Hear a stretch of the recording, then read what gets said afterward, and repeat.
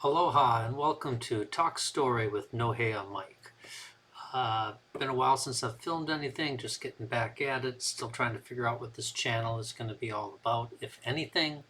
Right now, what we're working on, the theory we're working on is it's going to be about music with some sort of story behind it, thus the Talk Story Hawaiian phrase, which also relates to my name. But that's what I'm going with for now. And today we have on the agenda the 1982 album from the band XTC called English Settlement. I'm going to be discussing / comparing a United States OG pressing from 1982 versus the 2019 reissue. I do not believe it's a remaster. We'll talk about that more in a minute. Pressing on some 200-gram vinyl that I recently got. So I've seen other videos comparing old versions to new versions. I was curious about it, so I decided to do my own. Want to go on a little rant here. One of the things I like listening to stuff on vinyl more than CD.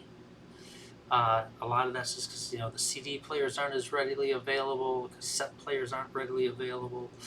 But one thing I dislike about the albums is all these pressings, man, and trying to figure out if you got a good pressing, a bad pressing, when it's from, all this stuff. It doesn't seem right to me that you can get all these different sounds for the from the album, some good, some bad, or have to count on the people making it to make sure it's good. Not a big fan about that. Trying to figure out what the best pressing is. Not even getting into the remasters and reissues with all those extra tracks and stuff. I tend to like the originals a little bit more and stick to that. So we're going to start this off with a little story. So here I got my original pressing. Try to get that clear off there. 1982 English Settlement. That's our front cover there. And there are some different one of these. You'll see it later. There's my back cover. It does mention up here, I think that's produced by Hugh Padgham and XTC, engineered by Hugh Padgham because he's kind of a big name on there. Inside, see my not so tasteful taping it shut here. This is our second side. This will be the front side of the album sleeve. Lyrics, picture of the band, some other drawings in the spirit of the album. But that's what we got there. This is not a gatefold.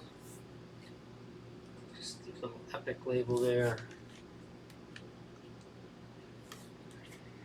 And that's our 1982. And the reason I know this is an OG pressing is I quite remember the day I bought this. 1982, fall of my sophomore year, and started my sophomore year in college. And had gone out to a happy hour and came back. Had a couple of hours until the next party started, and decided to go to the record store right near my dorm room and wander around and spend some time, kill some time in there. And I'm just paging through albums, and I just remember hearing some different music on there that I didn't know. I was like, I like this song. I like this song. Don't think much of it. Another song comes on. I like this song too. And another song. I like this. Finally, I go up and stop paging through the albums and go up and ask the one of the employees at the record store, what is this? I forgot to look up the record store. This is in Bowling Green, Ohio, Bowling Green State University. But I go up to one of the guys working at the record store and ask him what he says. It's like, and he shows me this album. It's XTC English Settlement. Well, continue to hear it, continue to like it. So I end up going into the racks and buying it. I'd never heard of the band before that. It was quirky. was cool. And I've been enjoying this album ever since. So that's our little talk story for today, is going back. And it's like whenever I play this album, I just think of that, going back and just having been out drinking a little bit, come back, not drunk, not too drunk, come back and go to the record store, and it just happens to be what's playing in there. I can't think of any other times right offhand that I bought something because it was playing in a record store, unless it was something I was already familiar with to a degree, or the band I was familiar with, but nothing like a cold call like this. Though I've done that off radio many times. And I should also mention this is a single LP here. Okay, in the US this is released as a single. I'm not sure when this was released. Temporary, see if they have it on here.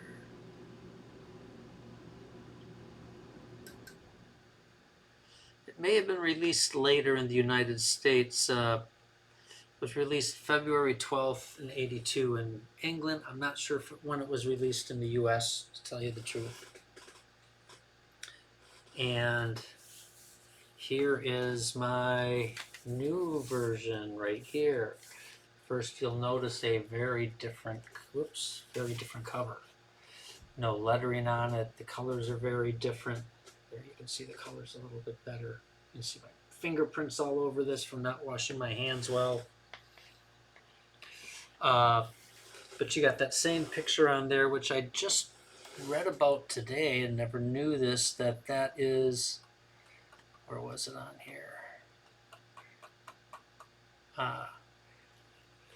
The Uffington White Horse Monument in Oxfordshires. So this is actually, it looks like an aerial picture from the air, and you see this from the air. But they got that. This is not a gatefold. It is a double album. We got the back, we got the track listing down there. XTC, it doesn't list any information up there. And then on this side, we have our lyrics for the album. Some of the artwork that was in a different place on the other album. I'm not sure what this whole background is supposed to be, if anything. Looks like it might be some of the letters from their name or something connected to that. These are 200 gram again. Again, there's some pictures. Those are on the outside of that other, the lyrics on the other one. There's our lyrics for the second album. 15 songs on this versus 10 songs on the original '82 US pressing that I have. I should just show you the inside of this really quick. And you can see that Monkeyshire or something, like, I forget what the name of this record company is. APELP. I can't read that writing, too small. But we got that there, just if you want to see that. This back, you can feel the weight in these. A little, looks kind of blurry there. Hype sticker, 233 1/3 RPM LPs, pressed on 200 gram super heavyweight vinyl, cut from the original Stereo Master, approved by Mr. Andy Partridge himself. So this is not a remaster, this is just a reissue off the original master tapes. Again, this whole remaster thing, it's got me thrown for a loop. Just trying to sell me more copies of the same thing for the most part. So those are the two albums, and I wanted to talk about the sound of them. Well, I've been thinking about this for months, actually. I listened to this one first. I listened to the 2019 first. And I enjoyed it. It was nice and crisp and clear and easy to listen to, and it was balanced. I could hear all the instruments. and enjoyed it. And then I put on my edition and listened to that. And I did some different orders of listening to it. I did some side one to side one comparisons because the first 4 tracks are the same as on the original album or on the double album. In the UK, this was a double album originally. The US and other places, it was only a single.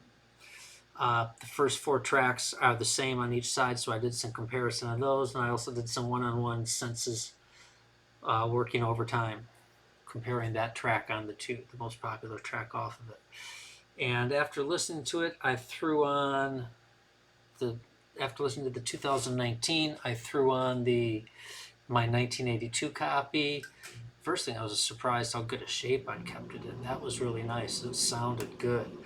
And it just came off brighter and happier and much richer, and it made me sit up and notice. And I kind of noticed that same thing the second time I listened to it, changed the order. Definitely liked it better. When I started doing the more, what's different on here and trying to go listen to the basses and the guitars and the drums and the odd keyboard and the vocal mixes and the background vocals. It's hard to do this on albums. You can't just sit there and listen to it's tough to listen to a 15-second clip on an album and go listen to a 15-second clip on the other album, and it takes too much time between them. I don't want to wear out one particular spot on the album. And I was trying to notice the individual instruments, and I really couldn't pick anything out. The more I tried to narrow it down, I couldn't identify one instrument in the mix that was better. It was just more the overall sound of it. And I've experienced this in a couple other albums too that I'm going to talk about in another video I've been thinking about for a while when I do my Kate Bush ranking. But everything that I could hear in one, I could hear it in the other. It was more just the overall sound quality. I liked it much better of the original one. It just, everything sounded crisper and cleaner, was a little bit more lively. Not that it sounded bad on the 2019, but I guess that's tape degradation or something like that. Not sure why. The technology should be better nowadays to make it better, but if it's those tapes degrade, I don't know what it is. Maybe some of you can tell me out there. But I definitely liked my version better, to the point where I've really stopped buying new albums, or new releases of old albums, I should say. Whether it's a remaster or not. If I can find it used, I'm probably just going to find it used. I'd rather pay a little. I can deal with the pops and scratches because everything else sounds a little bit better, and the new one's going to have pops and scratches in it before too long, so why worry about that? But this has had the effect of me, like I said, not wanting to buy that many new albums. When I go out and buy some new vinyl nowadays, it's generally new vinyl. It is a new release or within a couple of years, or hasn't been released on vinyl before. And I'm just looking for something like that, and just buying that older stuff. So that was my biggest takeaway from this whole experience, is it's really curbed my urge to buy new vinyl. And some of these companies that were making a killing off me before, I'm not buying stuff from them that much for the most part anymore. So this is No Hey, I'm Mike. Hope you've enjoyed the video. It's been fun talking and ranting here a little bit. I really like this band. It was kind of neat to find them that day. I'm not a obsessive XTC fan. I don't have everything they released, but I certainly have several of their albums. And find them very enjoyable. One of the more unique bands I listen to. So Thanks for checking in. Leave your comments below. Tell me what you think about this album. Have you done any listening comparisons? If you know anything about how to figure out and read all this junk on the labels that they want us to on Discogs, let me know.